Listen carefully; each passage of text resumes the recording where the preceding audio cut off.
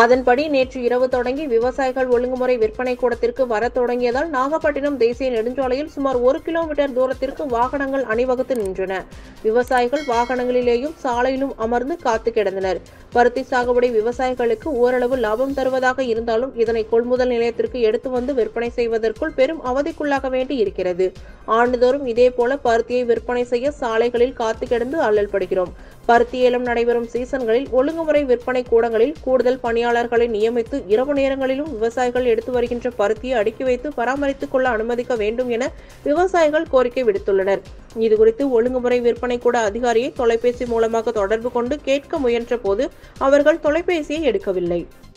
திருவாரூர் ஒழுங்குமுறை விற்பனை கூடத்தில் வாரந்தோறும் செவ்வாய்க்கிழமை அன்று இந்த பருத்தி ஏலம் நடைபெறுகிறது.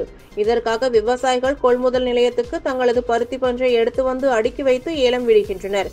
குவிண்டால் ஒன்றுக்கு சுமார் 7200 வரை ஏலம் போவதால் பருத்தி விவசாயிகள் வேதனை அடைந்துள்ளனர். இந்த நிலையில் தங்களுடைய பருத்தியை திருவாரூரில் உள்ள ஒழுங்குமுறை விற்பனை கூடத்திற்கு சனிக்கிழமை முதலே விவசாயிகள் எடுத்து வர தொடங்கியுள்ளனர். அதன்படி நேற்று இரவு தொடங்கி விவசாயிகள் ஒழுங்குமுறை விற்பனை கூடத்திற்கு தங்களது பருத்தியை எடுத்து வந்தனர். ஆனால் ஒழுங்குமுறை விற்பனை கூடம் மாலை நேரங்களில் பூட்டப்பட்டு விடுகிறது. பகல் நேரங்களில் மட்டுமே திறக்கப்படுவதால் விவசாயிகள் தாங்கள் எடுத்து வந்த பருத்தி பஞ்சுடன் வாகனத்தில் சாலையிலேயே காத்து கிடக்க வேண்டிய நிலை உள்ளது.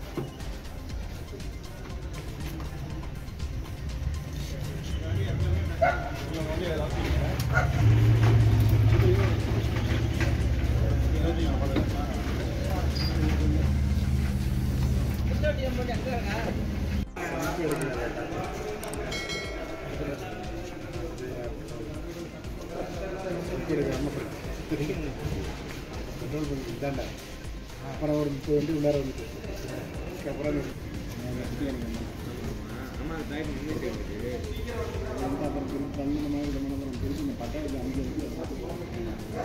மாவட்டம் கானூர் கிருஷ்ணமூர்த்தி விவசாயி. நாங்கள் பருத்தி ஒரு 4 ஏக்கர் போட்டிருக்கேன். முதல்ல வெயிலில் கடுமையாக பாதிப்பு, இரண்டாவது மழையில் பாதிப்பு, மூணாவது ஆள் பற்றாக்குறை, உரம், இப்படியெல்லாம் கடுமையாக செலவு பண்ணி ஏதோ ஓரளவு கொண்டு வரும்போது நேற்று 6 மணிக்கு வந்தேன். இங்கே கேட்டு திறக்கலை. 6 மணிக்கு திறந்து விட்டாங்க. கிட்டத்தட்ட ஒரு 200-300 வண்டி பின்னாடி நின்றுக்கிட்டு இருக்குது. விரைவாக இதை உள்ளே வண்டியை விட்டு கிடுகிடுன்னு எங்களை உள்ளே இறக்கி விட்டிங்கன்னா எங்களுக்கு ரொம்ப சௌகரியமாக இருக்கும். 6 மணிலேருந்து விவசாயி காலையில் 6 மணி வரலையும் இதை விளைய வைக்க பட்ட பாடு எங்களுக்கு தான் தெரியும். இந்த டிபார்ட்மெண்ட்லேயும் இந்தமாரி கஷ்டம் இல்லை, விவசாயி மட்டும்தான் இந்த கஷ்டப்படுறாங்க. அதனால் கிடுகிடுன்னு திறக்கணும். இந்த மாவட்டத்துக்கு இன்னும் ஒரு கமிட்டி வரணும்.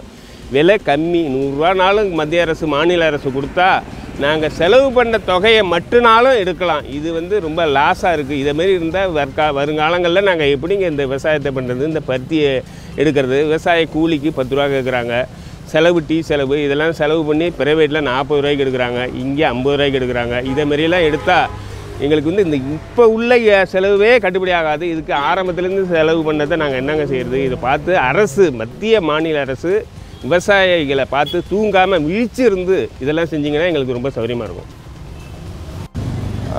கலைவாணன் எனக்கு பேர். முஸ்லீம் பஞ்சாயத்துலேருந்து பருத்தி கொண்டு வந்திருக்கேன். என்னுடைய விளைநிலத்துலேருந்து விளைய வச்ச பொருளை அனைத்து கொண்டாந்து கொள்முதல் பண்ணுறோம். எங்களுக்கு தகுந்த ஆதார கூலி கொடுக்கணும், ஆதாரமான விலை கிடைக்கணும். அதை நம்பி தான் வந்திருக்கோம்.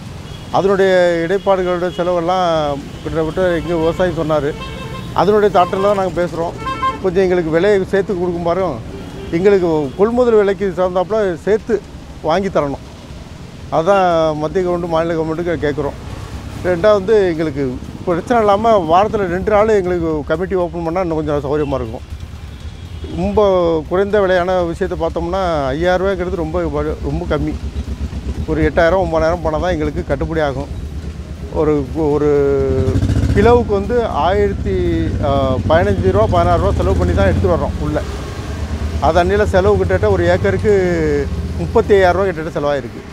35000 ரூபா ஒரு ஏக்கருக்கு செலவாயிருக்கு. இதெல்லாம் நீங்கள் தவிர்த்தபடி எங்களுக்கு கொஞ்சம் இது பண்ணிங்கன்னா இந்த வருஷம் ரொம்ப இயற்கையுடைய சீட்டம் ரொம்ப தவிர்க்க முடியாமல் நடந்து போச்சு. அதை கொஞ்சம் பார்த்து மத்திய மாநில கவர்மெண்ட்டு எங்களுக்கு கொஞ்சம் உதவி பண்ணணும். விவசாயிகளை காவந்து பண்ணுங்கள், இதுதான் எங்களுடைய கோரிக்கை. விவசாயிகள் எல்லாருக்கும் காவந்து பண்ணி கொடுங்க.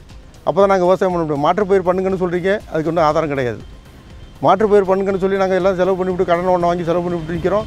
ஒன்றும் இது இல்லாமல் நிற்கிது. அதனால் கொஞ்சம் நீங்கள் தவிர்த்தாப்புல செஞ்சு கொடுங்க.